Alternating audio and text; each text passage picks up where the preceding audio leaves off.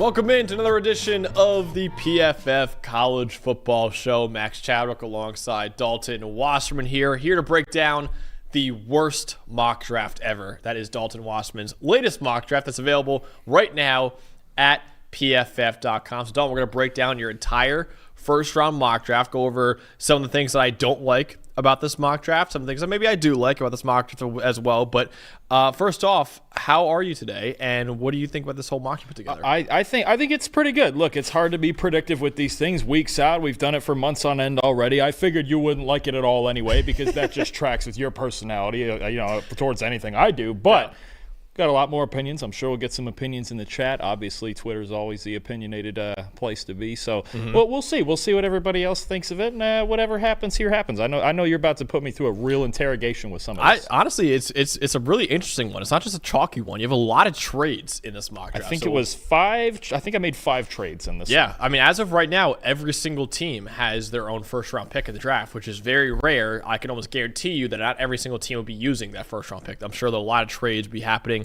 on draft. So we'll go over all 32 of those picks with you guys today. And of course, his mock draft and the mock draft simulator and everything is available with a PFF Plus subscription. Dalton's mock draft is actually available for free, I believe, at PFF.com. But everything else, all of the access to our big board and the mock draft simulator and all the premium stats for every player and prospect in the 2025 NFL draft, all available with a PFF Plus subscription. So go to subscribe.pff.com today to get access to all of that. All right, Dalton, start off your mock draft.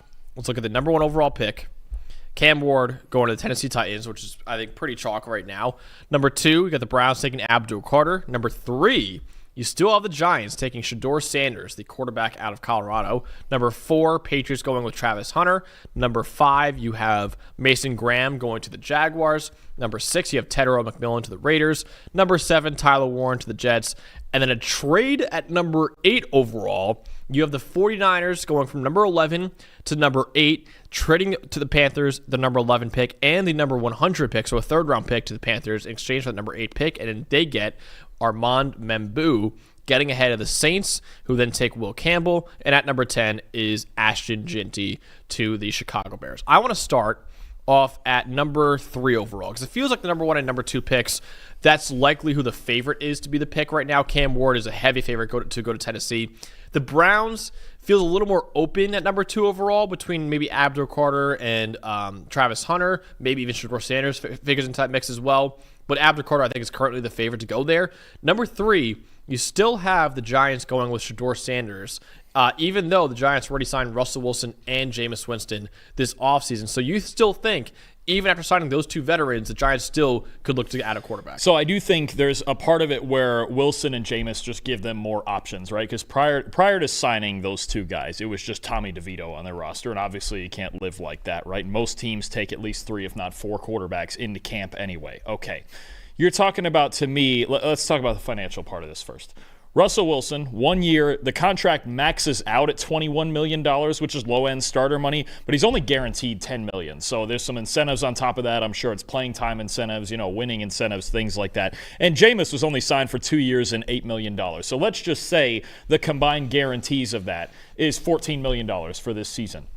It's the same number that the Colts are paying Daniel Jones on a 1-year contract that's almost fully guaranteed over there. So it's really between the 2 of them still, call it high-end backup money or bridge starter money. They just have more bodies to give them options, right? So I think, look, there's also a part of this where the Browns were in on Russell Wilson, and we don't know that the Giants entirely trust the Browns not to take Shedeur Sanders. I think that's the process of having both of those guys in there, is in case Shedeur does go in the top 2, then the Giants aren't left out to dry and they can take whatever they want at 3. Now, if they do feel like Shedeur Sanders is their guy, and he is there at 3rd overall, I don't think they have a whole lot of incentive not to take him if they feel that good about him. Right now, if they don't think he's worthy of that pick, pass on him, take a more talented player, take Travis Hunter, do whatever you want, right? But if they feel like he's that guy, you could go into this season with him as the 3rd guy and just kind of learning the NFL ways for, his first year. Start Russell Wilson. You have Jameis. If Shedeur earns his way ahead of Jameis, then fine during the season at some point too. And I think even if Shedeur ended up being one of their top 2 quarterbacks right off rip, Jameis Winston's only on a 2-year, $8 million contract. Somebody in the preseason is either going to suffer an injury or they're not going to be satisfied with their backup quarterback situation. It's not a tough contract to move off of. I think Russ, for the amount that they paid him, he's going to be there regardless. But I think Jameis, come late August or early September, could be a trade chip if they take Shedeur. But let the competition play out, right? And we know neither of those two guys that are in the building currently are the long-term solution. That's why one is on a 1-year deal. It's only half guaranteed. And the other's on a very cheap contract, even for a backup quarterback, right? So I don't think it completely prohibits them from taking Shedeur Sanders if they feel like he's that guy. What it does do is mean it's in all likelihood, unless he came in and just blew them away, that he wouldn't start week 1. And that's okay. Look, we've seen it where guys have sat for a whole year, right? You're talking about Aaron Rodgers and Jordan Love in Green Bay. We've seen it with Patrick Mahomes, started 1 game his rookie year in week 17 or 18, and they knew, okay, we're still riding Alex Smith for a year. We got to polish this guy up, right? We've seen it with the Chargers tried to do it with Justin Herbert, and then there was an incident with Tyrod Taylor and, puncturing a lung and things like that right in pregame. So, look, I don't think it's that out of character. They just have to feel like Shedeur is worthy of that 3rd overall pick. So I don't think that mentality with signing these two guys changes that. I think it gives them more security in case the Browns were to go Shedeur at 2, like you just mentioned. And, again, Jameis especially, it's not going to be hard to move off of that if they wanted to in late August. Or you just keep all 3. There's nothing wrong with having quarterback depth. There's not that many guys every year that actually start all 17 games. It's hard for these guys to stay healthy. So I don't have any issue with insurance, even call it high-end insurance, although $14 million guaranteed in your quarterback room is nothing nowadays when there's so many guys making 50+. I think it's still completely on the table. I think it's an option. I would be surprised if they went with a quarterback at number 3 overall after signing those 2 veterans. And I think Joe Shane and Brian Dable just want to add top-end talents with Travis Hunter still available number 3 overall. I think that would probably be the pick I would go with for the Giants because I think that's what they would do here. So I think they'll go with the other Colorado player at number 3 overall. But I understand the thinking behind Shedeur Sanders, where you're hoping he could be your long-term answer at quarterback. Neither Russell Wilson or Jameis Winston are your long-term answers. I just think in a predictive mock draft, I almost would take Shedeur at number 3 overall if I was a GM. But in a predictive mock, I think the fact that they added 2 veteran quarterbacks makes me think they're not going to add a 3rd one in the draft. They'd rather go with a guy like Travis Hunter instead. And also, as a Syracuse alum, I can't disparage Tommy DeVito, right? Because I don't think you're carrying 4 quarterbacks there, so I can't get rid of my guy Tommy DeVito there either. So I think number 3 overall, I would have gone with Travis Hunter there. I think Travis Hunter to the Patriots makes sense. Mason Graham makes sense.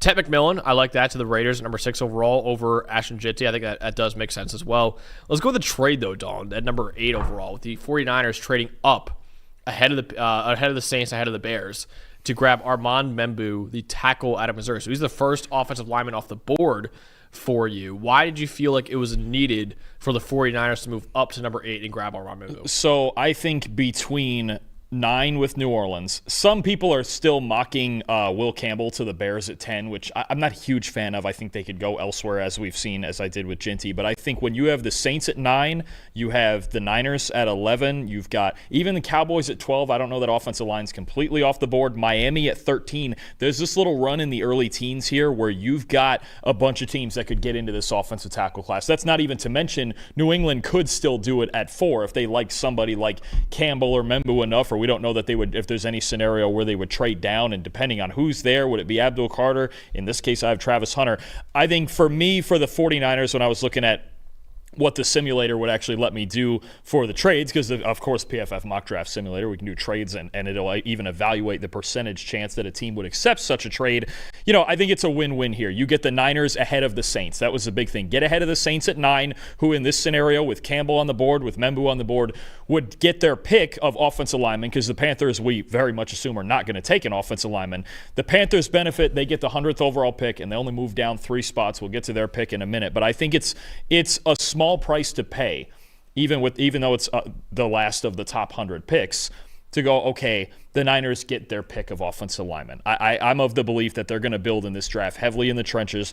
Offensive line especially. You've got Trent Williams for however much longer you have him. You've got Dominic Puni at right guard, but they have to get better in pass protection, and Armand Membu would be a perfect zone blocker for their scheme. Plug and play at right tackle. You have Puni and Membu on that right side. I think that could be potentially dominant. I think it's a small price to get up ahead of the Saints to take their pick of whichever offensive tackle they want, especially if they're all still on the board and none of them went in the top 7. Yeah, I like it. I think it makes sense. And also Carolina can move back from number 8 overall. You're still going to get a premier pass rusher at number 11 overall, right? There's still a lot of edge rushers you can grab at number 11. So you add another third-round pick on top of that. It makes sense for Carolina. And then, like you said, with the 49ers, I mean, I still think they can get one of the top tackles at number 11 overall, whether it be Membu or Campbell or Kelvin Banks. But the problem is, the Saints might take one at number 9. You mentioned the Bears could still be interested potentially in one. I don't think they would be, but they could be interested. And also, there's the opportunity for the Panthers to trade with a team like Miami, who's looking, okay, we got to grab one of these guys. We can't have one of the other teams, all of them be gone by the time we pick. And also, the Cowboys could do the same thing where they might want to trade up to grab one of those tackles as well. So it's almost like a preventative measure if you're the 49ers saying, okay, instead of letting everyone else leapfrog us and grab these tackles, we're going to go up a little bit, only give up a late third-round pick, basically a fourth-round pick if you really think about it.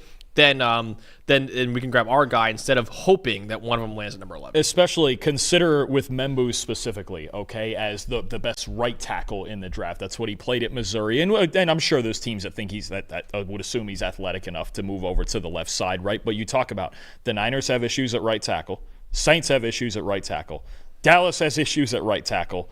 The Dolphins, they don't have issues at right tackle, but they need offensive linemen wherever they can put them. So yeah. I think you've got 4 teams in, a 5-pick stretch there that all need offensive linemen. I think it very well could be that's the stretch of offensive linemen and even maybe a Josh Simmons is thrown in that mix too for how desperate some of these teams are, especially for pass protection. I think for the Niners, when I was putting this together, I was like, I just feel like somebody might move up just to get that. It's almost like the mini first overall pick among that offensive tackle group. Who's going to pay enough to get their choice of the offensive lineman? The scenario I put together here was the Niners doing it, only moving up 3 spots, like you mentioned, only giving up the 100th pick, but it's a worthy price to pay if that's the guy you really, really want. And also, Membu is a guy that would fit in perfectly. I think it's a seamless fit for him in San Francisco. Absolutely honestly, as well. Drake Holiday in the chat even says he thinks Membu goes top 7. He thinks the Jets. In our mock we just did for the PFF NFL show, go check it out. I had the Jets taking Armand Membu too. And it would be conditional upon that, right? Because I have the Jets taking Tyler Warren here instead of Membu. If Membu goes to the Jets at 7, then you go, okay, what is the urgency for a Will Campbell? What's the urgency for a Kelvin Banks? How long are these teams that are itching for offensive line help waiting, right? Yeah. And in the Jets at 7, that's the argument with Membu is, you're picking that high, but you don't get a second chance at a guy either. So if you don't take a right tackle now, it's something that's going to get talked about on day 2. Maybe somebody like an Ozzie Trapilo, Jonas Savayaneo, whatever it may be for the Jets. So it's a trade that certainly would not happen until the Panthers would be on the clock at 8, because the Jets are a huge wild card to me in all of this. Yeah. It could be tight end, it could be right tackle, it could be defense. I don't know. The first 6 picks feel like they could be reasonably predictable. I get to the Jets at 7, and I go, it feels like 4 or 5 different directions they could go. Before we get to 11 through 20 of your mock draft, I want to answer this question that we got from Hollywood in the chat too. He says, if the Giants pass on Shedeur, so if he doesn't go number 3 overall like you had in your mock draft, where do you think he falls in the draft? He says maybe 9 to the Saints. I can see that potentially being a team that's interested. Now I think the Saints, you said this before, I think the Saints might be a team that waits till next year's draft to grab a quarterback, right? You mentioned Doug Nussmeier. They have Doug Nussmeier as their offensive coordinator. Doug Nussmeier is the offensive coordinator. If you don't know, Doug Nussmeier's son is Garrett Nussmeier, who's currently one of the top quarterbacks in college football for the LSU Tigers, and was the guy that a lot of people thought could have been a first-round pick in this year's draft if he declared. He did not. He went back to school. Maybe if Doug Nussmeier sticks around with Kellen Moore there, says, hey, let's get my son to play quarterback for me. I'm sure that would be a dream come true for him. Same theory that some people were having earlier this offseason with Deion and Shedeur, and now Deion's, Colorado's made sure to keep him now, getting over $10 million. So I wonder if Doug is if Kellen Moore's oh, should we grab Shedeur here? And Doug's why don't we wait a year and keep the low moving costs, keep him in Louisiana, right? Or obviously Arch Manning, his grandpa Archie Manning played for New Orleans. I don't know if Arch Manning will actually declare for next year's draft, but I think they're a team that might wait a year. And also, it doesn't feel like they have the ecosystem to support a rookie quarterback right now. So I feel like it'd be smart for them to grab a premier talent like you have Will Campbell going to them here. Well, Will Campbell from LSU, of course. Right, because of course, we're just going to bring all the LSU Tigers to the Saints. So, it's worked for other teams. Let's answer that question, though. Where do you think Shedeur could go then? I think, look, I still think the Raiders are possible at 6. I know he'd be sitting behind Geno, but that's okay, too. His relationship with Tom Brady, who's the owner. There's that as well. I think the Jets at 7 should still be a possibility. I know Aaron Glenn was just recently talking about, or maybe it was Darren Muji talking about, look, Fields is our starter. We're confident in Fields this time of year. You're going to say that. But he's only on a 2-year contract, $30 million guaranteed. It's not that hard a situation to get out of. I think he'd be on the table for the Jets at 7, the Saints at 9. And then I think if he were to get past the Saints at 9, we start sitting there on that Thursday on draft night, round 1, and go, all right, who's trading up? Who's doing it? Is it Pittsburgh? Is it somebody who wants him to sit, like, say, the Rams? Do they want him to sit behind Stafford? Is it the Browns making a big jump up, and then they end up with Carter and Shedeur, and they're feeling good? I think that's – if he got by the Saints at 9, we're just waiting. We're waiting. And if it were to naturally fall, then I would fully expect him to go to Pittsburgh at 21. Can I make not a shocking one, not quite a Michael Penix Jr. to the Falcons one, but one that could surprise a lot of people, and if he falls a little bit? Sure. What if Miami at number 13 overall? You get another distributor in there, like Tua Tagovailoa, plays the point guard role, and Tua is just so injury prone. I'm wondering if Mike McDaniel's like, listen, we got to find. There's that, and there's the contract situation, but I think it's after 2025. There's a reasonable way out of it. You know, the other weird one I'll give you that I think it's a make or break year. Now, I really don't think they would do it, but it is a make or break year for their quarterback too. Is about the Arizona Cardinals. You've had injuries in the past with Kyler Murray. I think 2025. I don't think they would do it because I think they want to go into this season fully bought in on Kyler Murray. But I don't know that 2025 is a more make or break year for anybody in the league than Kyler Murray. And talent's talent, and you know how it is with quarterbacks. The Eagles, I know it was second round, they did this with Jalen Hurts when Carson Wentz was not far from the peak of his powers, and they still took Hurts because the idea was for Howie Roseman, take him because he's really good. Yeah. And we think he can be really good. And if he's not, well, hopefully Carson's – I mean, you just have more – right, like with Penix last year, nobody on the planet had Michael Penix going to the Falcons last year. But if you like a guy at that position enough, you just do it and you ask questions later. Miami and Arizona are the two shocking landing spots that we could see for sure. I think there is this chance that somebody goes, you know what, screw it. Let's take someone. Donnie in the chat, big Arizona Cardinals fan, hates it. He wants Kyler Murray to stay forever. No, I get it. And look, when Murray's on, he's really on. We even saw it this past year, but there's always the injury concern. He tends to wear down through the second half of the year, and he's about to start making a boatload of money. And again, just like Tua, there's a reasonably decent way to get out of his contract after 2025 if they felt like they wanted to go in a different direction. Maybe the Rams try to move up to get him to replace Matthew Stafford eventually. Steelers moving up to get him makes a lot of sense as well. So I think there are a lot of landing spots for Shedeur Sanders, but if he gets past New York, it could be really interesting to see where he quite falls on draft night. So that wraps up the top 10 of this mock draft. Again, the full mock is available at pff.com if you want to check it out. Let's get through 11 through 20 now.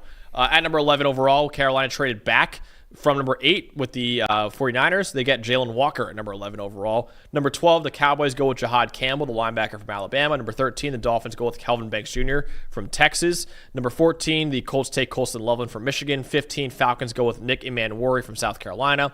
Cardinals take Jahdae Barron at 16. Bengals take Shamar Stewart at 17. Michael Williams to the Seahawks at 18. The Bills trading up to number 19 overall with the Tampa Bay Buccaneers, giving up the number 30 overall pick and their second-round pick, number 62 overall, and they get Will Johnson at number 19 overall. And then the Denver Broncos at number 20, grabbing Omarion Hampton, the running back out of North Carolina. Let's go with that trade first, Dalton. The Bills grabbing Will Johnson, moving up to get a premier talent in Will Johnson. It's just kind of like, hey, listen, in Buffalo, we just need superstar potential defensive players, and this is a guy here, Will Johnson, you just don't want to pass up. I think this is, yeah, exactly. Will Johnson, look, you and I have still argued that if he's fully healthy, he might be a top 10 talent in this draft. We're seeing where the injuries and where different teams have the cornerbacks ranked. It feels like him versus Jahdae Barron in that CB2 argument's a big deal, but I think for me, more so than about specific player, and I was thinking about this for maybe a D tackle, maybe a corner if it was Will Johnson, if Barron were to fall. But This is more to me about what the Bills' mentality needs to be, and they have the flexibility to do this. You see I gave up 30 and 62. They have an extra second-round pick. I believe it's 56 and 62 they're picking. I think the Bills need to take a gamble like this, a trade like this, maybe dip into even next year's draft capital. They need a premier defensive talent, whether it's at corner, whether it's at D-tackle. I like some of the depth signings that they've made. They're pretty deep at linebacker, even though I think they need help in coverage. Added Joey Bosa, yeah. They added Joey Bosa, Michael Hoyt. I think it's Larry Ogunjobi, too, although a couple of those guys are suspended the early part of the season. But I think the Bills have enough depth on defense, right? Like, we know they have kind of a lot of average players, and the problem is, to me, they don't have enough star power. Outside of Greg Rousseau and maybe Christian Benford, it's not great as far as top-end talent. So if they have a chance who's someone they really like on their board, let's say it's Will Johnson. I'm just taking a guess at, because they're outside corner depth otherwise – it's not good, right? Rasul Douglas, free agent. I'm not sure if he signed anywhere else yet, but either way, got to get younger on that side. You still have Taron Johnson in the slot, but somebody like Will Johnson to go across from Christian Benford, who just got a nice extension, I believe $19 million a year. They just need to add young star power. If it's me, if I'm the Bills, it was harder to make a trade higher up than this because they don't have a ton of mid-round capital. They have the 2 second-round picks to work with. But I think the Bills needing to fix this defense, especially the fact that they were second to last in the league in coverage grade, every time they've gotten in the playoffs the last 5 years, it's been their defense that's let them down. It's not Josh Allen. We've seen Josh Allen get in shootouts, and he comes up short because, they can't make a stop in a big moment. It happened again against Kansas City this year. To be honest, kind of sort of happened against Baltimore, and Mark Andrews just dropped the 2-point conversion. The Bills didn't make that stop. The Ravens erred their way into a loss. So I think for me, the Bills, I would not wait till 30 to get an impact player that I need. If there is somebody they like on their board and they can move up, if it's here to 19, if it's elsewhere, into the teens to get a player they really, really want. A player that, not a good player, I'm talking about a player that could change the look of their defense.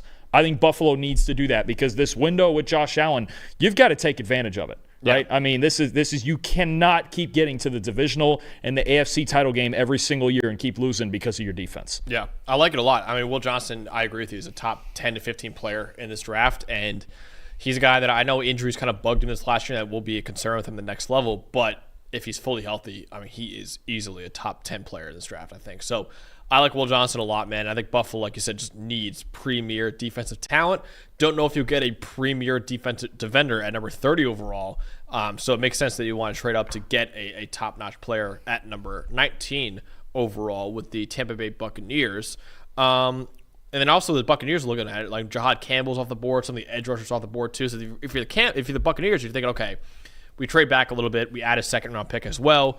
There are going to be pretty good defensive linemen available in the second round, maybe some good linebackers in the second round as well. We can wait a little bit and see who lands to us at number 30 overall. Because like you said, the board just did not really break great for the Tampa Bay Buccaneers here at number 19. I mean, and look, the Bucs could have taken Johnson themselves at 19 there, although it's maybe not their biggest need. They could be somebody like, I know Trevor Sikkema really loves Donovan Ezeraku and the potential fit there. But I think in this scenario, to move back to 30 and to pick up pick number 62, Jason Light had a lot of success in that kind of range, especially late first, early second round with drafting guys, especially defensive players. You think about Antoine Winfield being a second round pick. Some of the corners he's gotten in the mid rounds have been good. So I think Jason Light could figure it out. I think to pick up a really nice pick like 62 along with that and still be picking at 30, I think it would be a win-win here. I think the Bucs would feel good about whatever direction they go, and they have multiple needs, especially on their defense, and they'll be able to find that talent at 30, at 62, and I think with their other second-round pick, I forgot where it's at here. But,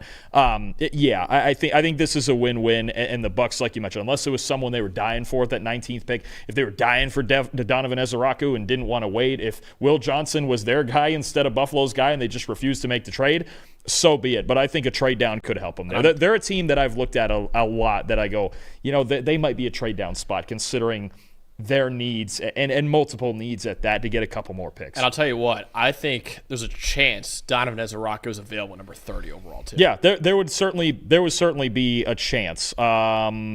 I didn't have that here, which is where we'll get to in a little bit. But consensus board wise, he is like 30 or 31. Totally a chance. He's 32 overall. Totally a chance. If they were to trade back to a spot like 30 and still get Ezeraku and get another second rounder, yeah, that's a home run. Then it's a home run trade, and we're like, oh, Jason Light looks like a genius. Yeah, absolutely. Now, didn't happen in this mock just because just the way it shook out for me, and well, I guess the way I shook it out because I created it. But there's options here, and I think anytime Jason Light gets to pick up extra picks, he likes to do that. Let's go to one pick that Drake and Donnie don't love, Dalton, in this mock draft. That is number 16 overall, Jahdae Barron going to the Cardinals. Donnie didn't love it because he thinks Jahdae Barron's a slot corner only, and the Cardinals already have a pretty good slot corner, Syracuse legend Garrett Williams, playing in the slot for them.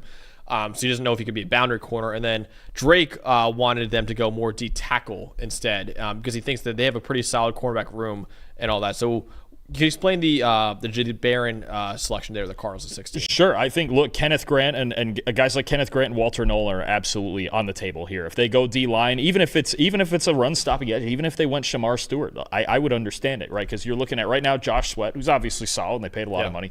Baron Browning, more of a situational pass rusher last year, right? And they're still looking for, I think, one of those run-defending edges. So I think, look, Shamar Stewart, Mykel Williams, Kenneth Grant, Walter Nolan, anything that helps them stop the run is certainly on the table. But Barron, something I was looking at, and I know, some people are going to say he's a nickel, and he was a nickel for most of his career at Texas, but he actually did his best work on the outside this year at Texas, and that's where he was actually graded higher. And look, one way or the other, and I think having that flexibility is fantastic. I think he's right. Garrett Williams is really good. I'm not replacing him in the slot. I'm putting Barron on the outside.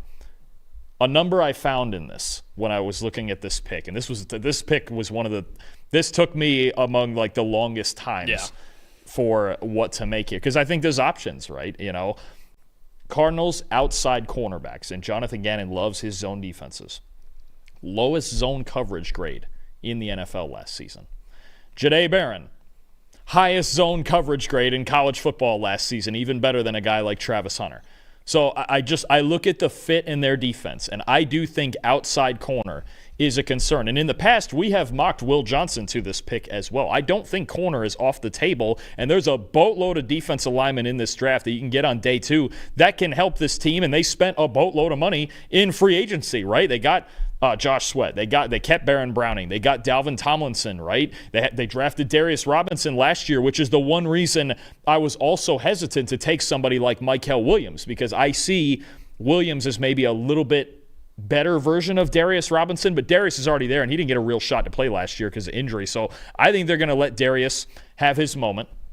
They're going to let him try to play it out. Maybe they'll add to the D-line, elsewhere. If it's Shamar Stewart as a true edge player, because Darius is kind of that tweener, right? Yeah. If it's Shamar Stewart and they're going to use him as a true edge player, I could see that too. I could see a Kenneth Grant, as a run-stopping type. But I just think Barron, the zone coverage and everything Gannon wants to do on defense. And there is a need outside at corner. Garrett's great in the slot. I think you set up very well at safety. Buddha, Taylor Demerson, everything in the middle of their defense I'm starting to really like. If Jahad Campbell was on the board, I would seriously consider Jahad Campbell here, but I had him going to Dallas at 12. I think Barron in zone coverage on the outside, yes, staying on the outside, even though he's a little bit smaller, he's an absolute dog. He ain't afraid to hit anybody. I'm not worried about that part. He's not afraid of anyone. I think he'd be a great fit in Gannon's defense. I think it would fill, really to me, the one big hole in the secondary for them is out wide outside the numbers. So you mentioned before the Cardinals had the lowest zone coverage grade among outside corners last year. They ran zone coverage at the 5th highest rate in the NFL last year. Well, over 65% of the time they play zone coverage. I look at Gannon and I look at his former team in Philadelphia, and the one thing they needed to do was Vic Fangio came in there and he said, I need these types of players, right? Yep. I need Cooper DeJean, I need Quinyon Mitchell, and for as much as DeJean got a ton of the highlight too, and he was arguably the best slot corner in football last year, Quinyon played a huge role on the outside too, and it's the same thing. Disciplined zone coverage, playing an off coverage, reading the football, being physical downfield, sure, but I think all of those same factors, and I know Barron's built differently than Quinyon. Quinyon's got a bigger frame than he does, but in the sense of technique and what they're trying to do in this defense, it's the same idea. So I think, look, and if they went Johnson too, look, he's really talented. I'm not going to question that either. Yeah. That's just the match I was making based on, again, all the zone coverage that Gannon wants to run and Barron's talent. I mean, I do think he's going to be a top 20 pick. This is exactly the range I think he's going to go as well. I think he's going to be a top 20 pick too. So let's wrap up your first round mock draft in just a second. Let's go through picks 21 through 32. But before we do that, we can talk about the sponsor of the show. That is Fabric by Gerber Life. What does your child's future success look like to you? A job they're passionate about, traveling around the world, or just being happy and comfortable? Whatever their journey, you can help make it easier to achieve with a kids investment account from Fabric by Gerber Life. By making contribution to your child's future today, you can help give them the means to pursue the dreams, big and small. Fabric by Gerber Life was designed by parents for parents to make it easy to plan for and manage your family's financial path. With a kids investment account from Fabric, you can start investing in your child's future today. Kids can't invest when they're minors, but a kids investment account allows you to invest on their behalf right now, giving their investments more time to grow. It's all online, and setting up an account can take you just 5 minutes. Then you can manage your child's account and monitor their investments right from your phone. Unique gifting links can be shared with family and friends, so instead of more stuff, they can help grow your child's investments for their future instead. Join the thousands of parents who trust Fabric to help protect their family. Start investing in your child today at meetfabric.com/PFFcollege. That's meetfabric.com/PFFcollege, meetfabric.com/PFFcollege. Portfolios managed by Fort Washington Investment Advisors Incorporated. Additional services provided by Apex Clearing Corporation. All investing subject to risk. Learn more at meetfabric.com. All right, let's wrap up this mock draft with picks 21 through 32. And at number 21 overall, the Pittsburgh Steelers go with Malachi Starks, the safety out of Georgia. At number 22 overall, the Chargers go with Mike Green, the edge rusher for Marshall. Number 23, Packers and defensive coordinator Jeff Hafley reunite with his star edge rusher Donovan Ezeraku, who he coached there at Boston College. Number 24 overall, the Seahawks get back into the first round after taking Mykel Williams earlier. They get Grace Zabel, the interior offensive lineman from North Dakota State. They trade with the Vikings, giving them the number 50 overall pick, the number 92 overall pick, and a 2026 third-round pick to get that number 24 overall selection. At number 25 overall, the Texans take Matthew Golden, the wide receiver out of Texas. Number 26, another trade. The Bears moving up to number 26 to get another first-round pick. They get Kenneth Grant from Michigan, so you get a really good running back in Ashton Ginty and a really good run defender. And Kenneth Grant trading away the number 39 overall pick, number 72 overall pick, and getting the number 26 pick and number 127 back from the Rams as well. Number 27, the Ravens go with Tyler Booker, the guard from Alabama. Number 28, the Lions taking James Pierce Jr., the edge from Tennessee. Number 29 overall, the Titans getting back in the first round for taking Cam Ward, number 1. Gets him a star receiver there in Luther Burden III, the wideout from Missouri. And to get that pick, they traded away the number 35 overall pick and the number 103 overall pick to the Commanders. Number 30 overall, this is the trade earlier with the Buccaneers. They get Trey Amos, the cornerback from Ole Miss. Number 31 overall, the Chiefs take Walsh Nolan, the D-tackle from Ole Miss. And the number 32 overall, the Eagles take Derek Harmon, D-tackle out of Oregon. So a lot of stuff happened there, Dalton, in that last, 12 or so picks. A lot of trades happening there. Where do you want to start here from 21 to 32? I'll tell you, I'm gonna start at 24 with Seattle with the big jump that we made there, and I think this makes some sense to me for two reasons. One, Minnesota, they're at pick 24 right now, and their next pick is until number 97, and something Trevor's talked about a lot, and I agree with. Minnesota may be the most prime trade down, trade out of the first round candidate. They almost have to. They only have 4 draft picks, right? So, and you're talking about, okay, what are some of their needs? Running back depth, right? Depth in the secondary, maybe safety, run-stopping defensive tackle, right? These are all things they can get on day 2, but their only day 2 pick is number 97. So I think it's a spot where the Vikings are definitely a trade down, maybe, the biggest trade down candidate of any team. I think there's going to be teams looking at that 24 spot for a player that they want, for a player that they need to get back in there. Seattle now, this is where I think Seattle's draft could go one of two ways, all right? They have 5 picks in the top 100, 18, 50, 52, 82, 92, okay? They can do it one of two ways.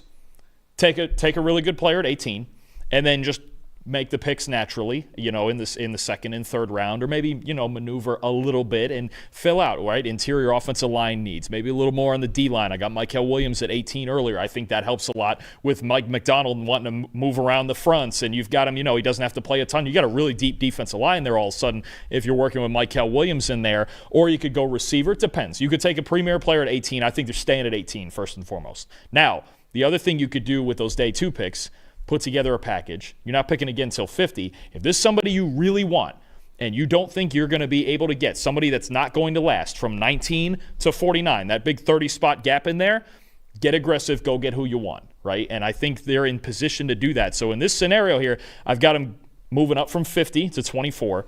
You give up number 92, which is, I believe, the pick they got from the Steelers for DK Metcalf, and you give up a third-round pick next year. It's a big jump for sure, but the Vikings need capital. The Seahawks get a player I think they would really want in Gray Zabel. Now, it may not take a trade all the way up to 24 to do it.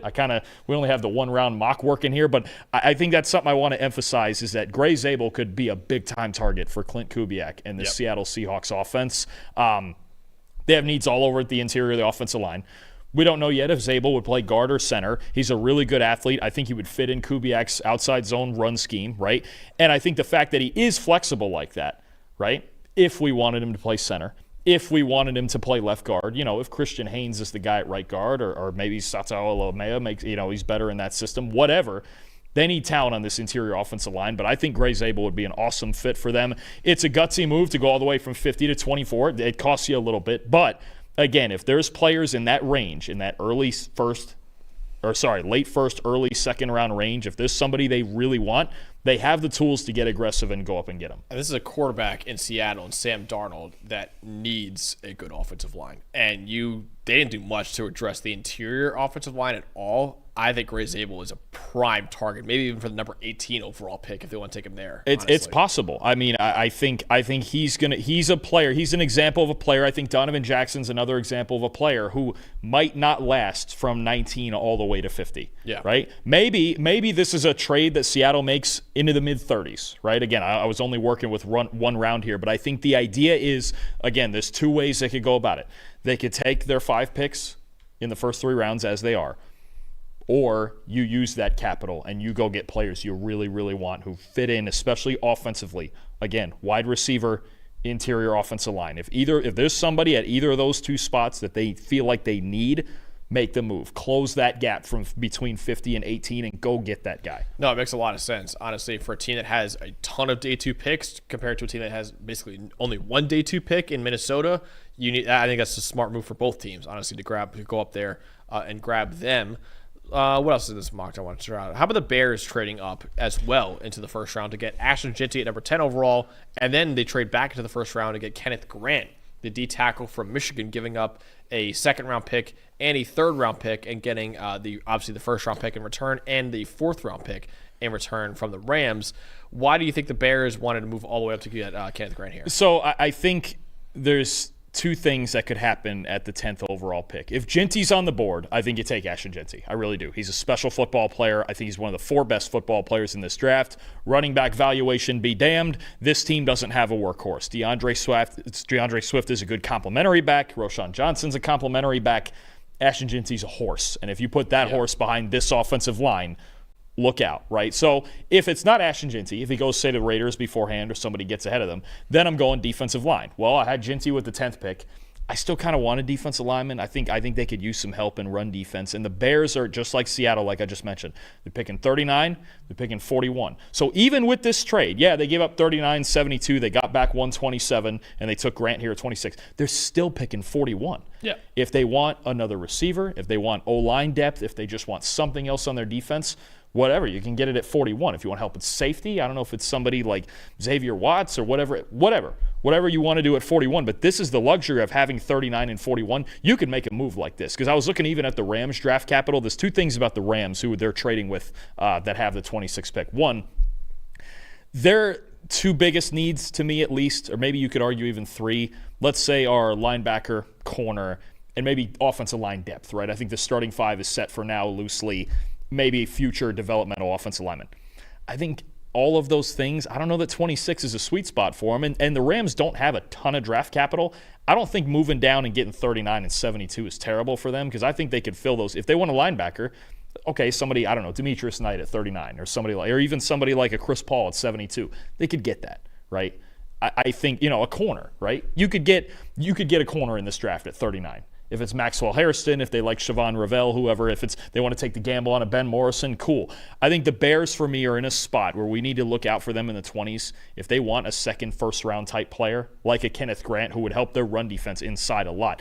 None of their defensive tackles last year graded above a 61 in run defense. Yeah. Big 340-pound Kenneth Grant would fix that real quick. Right? And now you're talking about holy hell, look at this roster the Bears are putting together. So you would come out of this first round for the Bears. Ashton Jeanty, Kenneth Grant, and we're still picking at 41. And you come out of it for the Rams, a little more draft capital and a lot of day two flexibility to get some guys where they actually have weaknesses, right? They could dig in if they want another receiver, linebacker, corner, any of those places, O-line depth. I think, again, this is a trade that for me is a win-win, but I think we need to look out for the Bears and the flexibility they have. They very well could just pick at 39 and 41. Those are two great spots to have. Or, again, same thing as Seattle. If there's something you want, go get it. Because Kenneth Grant's not dropping to 39. So if that's a guy that you want, I don't even think a Walter Nolan's going to drop to 39. No way. These guys are probably going to go in the first round. If there's somebody in this 20s range that they want, especially on the defensive line for me, let's go. Yeah, I think it was a pretty decent sized drop off between the top 4 D tackles and then Darius Alexander is probably a mid-second round pick right now. So I think that's a smart for them to go up there and get it. And also, if you still have the number 41 overall pick, you can still get an edge rusher like, say, Nick Scorton, say Landon Jackson. If you want to add more to the run defense as well, I think there's options there for Chicago. A thought I have: if their first 3 picks, let's say this trade went down, if their first 3 picks were Ashton Jeanty, Kenneth Grant, and let's say Xavier Watts, that might be somebody I might target at 41. What grade do you give that if you're the Bears? That's probably an A+ for me. Yeah, I would live with that in Chicago. I mean, they've spent an offseason filling every hole they possibly could at that point. And an edge player, and there's a lot of edge depth. You could probably get an edge player later that you like too, even just a depth one, even though they've gotten, Ode Ingbo in free agency. You still have Montez Sweat. So, I mean, all of a sudden the Bears, it's just like, man, you have the roster. Don't screw it up. We got Rudy the Boxer in the chat saying, we're talking about fanboy making fake trades in their draft predictions. It's kind of what a mock draft is a lot of times. Yeah, that's what we're doing here That's today. what everybody in the industry does for 4 months. So, yes, that's exactly what we're doing. I'm not even a Bears fan, and I'm advocating for an A+ draft for him. Drake is standing up for us. I appreciate that in the chat. But Drake goes, the guy on the right, meaning me, looks like he's from Canada. I don't know if that's an insult or not. I think that's a good thing, I think. I don't know. Looks like I'm not even going to get into that. Anyway. I don't know. I think I could pass for a good Canadian there. Let's go for number 29 overall. This Rudy guy's electric. I love this guy. Number 29 overall. This is the last one we're talking about today. Titans trading up to the first round. You have 3 teams now trading into the end of the first round here to get 2 first-round picks. Titans already grabbed Cam Ward number 1 overall, and we did this in our last mock draft too. I think we had Luther Burden fall in the second round, but you have them trading up to the first round to make sure they get Cam Ward, one of the top receivers in this draft, and Luther Burden. I don't understand why Burden is falling to the second round in a lot of mock drafts right now. Actually, on the consensus board, he is currently the number 34 overall player. So he is right now a projected second round pick. I don't agree with that right now. I think this guy is easily worth a top 20, top 25 selection. But you wanted to get Cam Ward, a top weapon there, Luther Burden, number 29. Yeah, the Titans sitting at 35 right now because they actually don't have a lot of draft capital. That might even be their only day 2 pick. So there is also a chance they trade down from 35. But let's just say they want to get aggressive for a guy like Luther Burden, right? And a guy who's a dynamic player with the ball in his hands. To me, I mean, you just look at the Titans receiver room right now. Calvin Ridley, cool. Van Jefferson, Treylon Burks, James Prochet. I mean, there's not a whole lot to work with here in this receiver room for Cam Ward in that first overall pick. So, look, they could trade up to get a guy that they want. They could wait and see what's there at 35. They could trade down from 35. It's kind of a weird spot right at the top of the second round where you go, do they get aggressive and just take a potential star in Luther Burden? Obviously they got to develop him right and use him right. Or do they trade back? This is one where, I think there is going to be a theme here at some point. You got to get Cam Ward another weapon, assuming that's who we're taking. Because right now it's Calvin Ridley.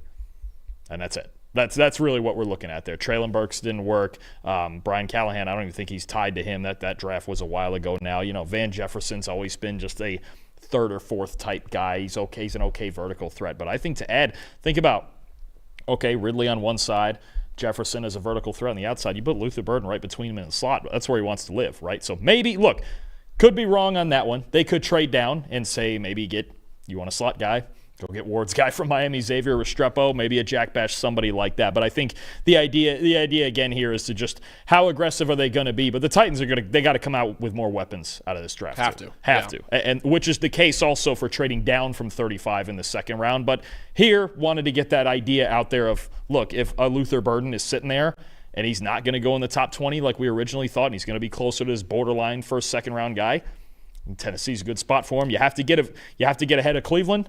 Yep. Maybe you have to get ahead of Philadelphia because we never know what they're up to, right? Those are the teams I think about that could take Burden also. But that's the idea. The Titans are going to – look, if you're going to have a new quarterback, you got to have guys to throw to. And Burden, I think, would be a really good one in their offense. No, absolutely. You got to surround Cam Ward with as much talent as possible. They already spent money in the offensive line already in Tennessee, but adding a guy like Luther Burden and trading up to the first round for it makes sense because you just need more in that receiving room right now. And like I said before, Luther Burden, I would take in the top 20, top 25 picks.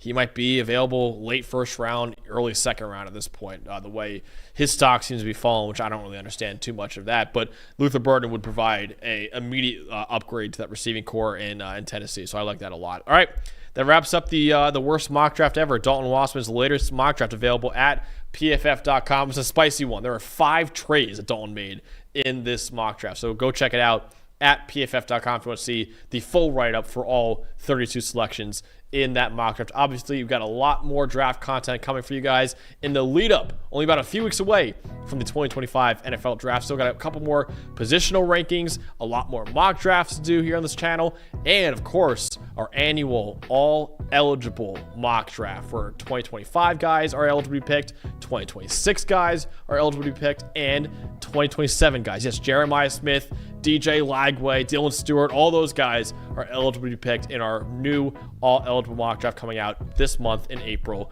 very soon. So go check that out. Check out the channel. Subscribe to the channel. And we got a lot more stuff coming out soon. For producer Eli back there, for Dalton Wasserman, I'm Max Chadwick. We'll see you guys very soon on Thursday at 1 p.m. with our top 10 cornerbacks in the 2025 NFL Draft.